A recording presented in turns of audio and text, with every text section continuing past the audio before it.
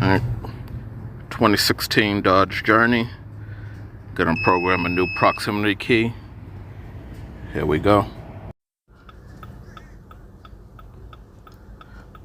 Alright, just going through all the checks. Let's see, we add a key.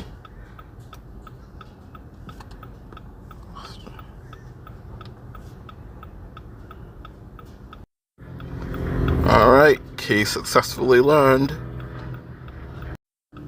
Alright, that should have done it. There's now, we started with 2 keys in the system, now there's 3.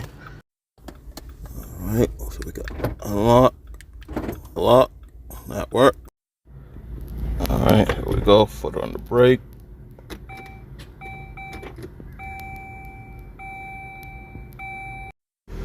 And there she is running.